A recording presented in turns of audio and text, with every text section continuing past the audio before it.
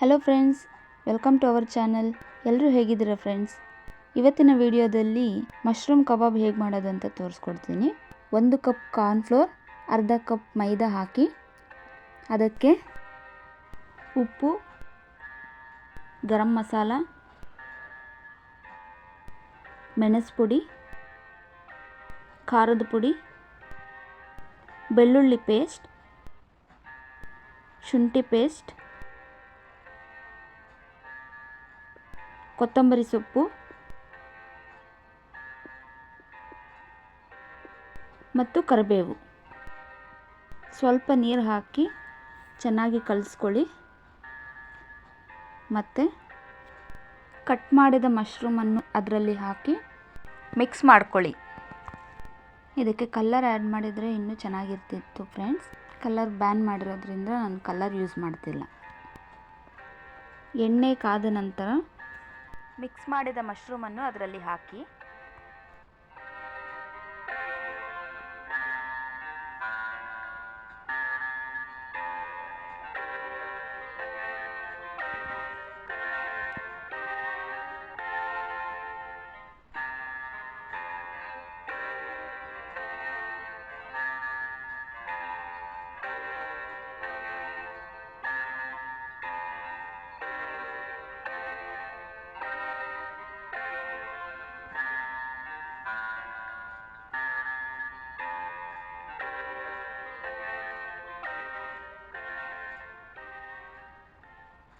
Brownish colour ಆದಮೇಲೆ ತೆಗೆದುಬಿಡಿ.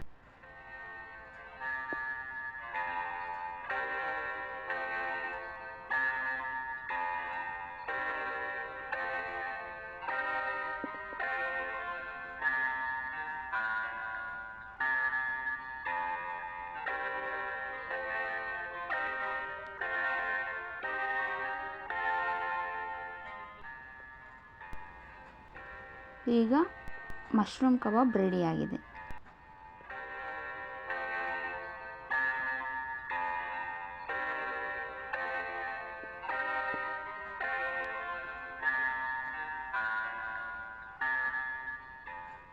Okay friends, ಈ video ನಿಮಗೆ ಅರ್ಥವಾಗಿದೆ ಅಂದ್ಕೊಳ್ತೀನಿ.